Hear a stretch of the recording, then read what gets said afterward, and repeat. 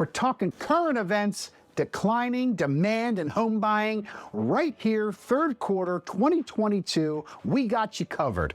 All right, let's get right on it. So if you're pulling data from various sources, there are a lot of good sources, there are a lot of bad sources, and I'll say not so good sources.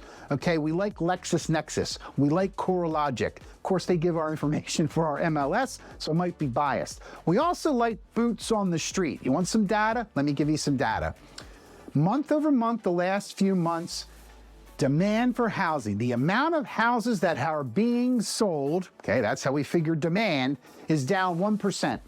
Oh my gosh, I know it's not life-changing, but the demand for buyers is down, certainly. Now, 1% could be a pretty big deal. You're talking about Philadelphia County, there might be as many as 1,500 to 2,500 settlements per month. Coming down 1%, yeah, that's pretty substantial. Now, what is causing this? Mostly being the interest rates. Now, the interest rates just went down. This was a few days ago. Now, this is right here towards the end of November of 2022, so please bear with me and forgive me if I give you some information that is not timely when you decided to watch this here in the new year of 2023. But interest rates are still at a 40-year average. Yes, they were 7%. They're now in the 5s. Now they could creep back down, they could creep back up. They're going to be within a range of about 2 points, give or take 1.5 points. Okay, what else is causing what's happening? We just had an election. Now, we just had an election here in Pennsylvania.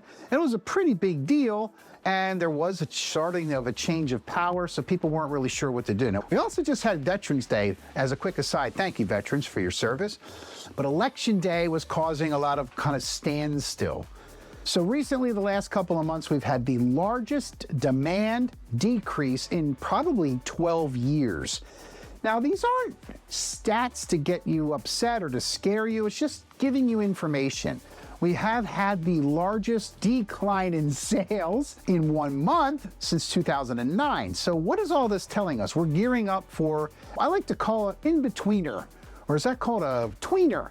Look, we're in between. We're in between markets. Yes, these are all signs of a shift from sellers to buyers. So some buyers are waiting around saying, hey, I want to get a deal, or I want to wait for rates to lower. Let's get you a house and a payment you love. Let's make it easy. Inventory is still low and prices are now coming down, so that's in between. Low inventory causes prices to go up, but rates coming up causes prices to come down. We're fighting. The bulls and the bears, the buyers and the sellers are fighting. It's an in-between market. Now, how long will this market last? I'll tell you, let me Google it and get back to you. Just kidding.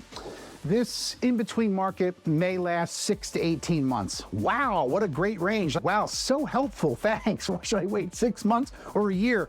I would say don't wait. If you can, wait to the spring market. Let's see what happens here within a few months. Right around June, which gives us about 6 months from today, we'll have a better idea and you'll get some good information from me.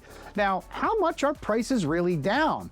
We're only talking 2%. Now, it's a lot of money. When you're talking about a $500,000 house, that's a lot of money, 2%. It's $10,000.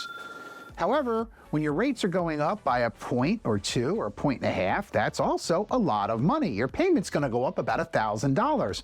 Now, I do want to point out that even though we're in an in-betweener, I like that word. Can I coin that? You have to send 5 cents every time you use that term. Or if somebody used it, then I guess I owe you 5 cents. But I'm giving you my 2 cents and a nickel tour. We're going to be okay here, okay? Hanging out and waiting for a few months is not a bad idea, but I wouldn't wait much longer than that, especially if you need to move, want to move, and you're ready to move. What's stopping you? Let's go for it. You can always refinance. And we can always recoup whatever amount of money you're thinking you're going to lose, as my opinion is we're not going to have a market crash. We are up 25 to 50% on some cases over the last 5 years and the last 3.5 years or so, not this year, but the previous 3 years have really blasted off. So a market crash, in my opinion, won't crash 50% back down and then some. We got to come way down to get where we were and then some. We are having a correction. We're in betweener. We're coming up. We're going to correct like a roller coaster and head back up again. Now, this is also backed by people with degrees in finance, people that study math. So check out some of the stats. National Association of Realtors has some really great folks on their payroll, and we thank them. Now, how do we compare to the rest of the country? You got places like San Francisco and all the way across that side of the planet or across that side of the United States. They are seeing the biggest price decrease. Their prices are also some of the highest in the country. Again, relative, it's all math. So don't let data upset your mojo. Don't get twisted about it. The highest places that have seen the most demand since the pandemic are also Midwest, Western, places like Phoenix, Arizona. How do we compare here? Our prices are down less than average, about 2%. We have seen a major demand since the pandemic in our housing market. We are technically above average there. So we wash out. We're kind of like, hey, the old trusted friend, your good old buddy Pennsylvania. Come and see us over here. Wink, wink, hint, hint.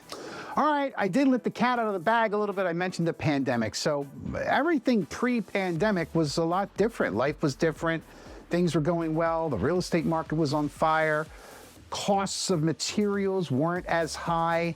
And it's not even the material costs, it's necessarily the supply chain issues. So now comes the pandemic, and now we are experiencing low inventory houses driving prices up, but we're also experiencing supply chain issues. So all this hits the economy in different ways. It also hits your own personal pocketbook in different ways. They still call that a pocketbook. So if you have a purse or a merce or however you carry your money around, let's have a conversation. Let's talk about it. What is happening and why are things happening? I'm trying to give you my best advice, my best opinion, but let's talk briefly about what do we do? What do we do with all this? So you certainly could wait around and see what happens. It's impossible to time the market. If we could, I would be timing it and not making videos. Actually, I might make videos on timing the market. But the best thing to do is do what's best for yourself. Ask around, get some information. We'll put some links below, but there's some great, real good data out there to see. We have the National Association of Realtors, which has a lot of great people working for them there and working for all of us. So my best advice is if you can get a rate that you like, go for it. Let's ask the seller to buy the rate down. The rates are now in the 5s again, which is phenomenal. So we could maybe get into a property that consider you may want to refinance in some time.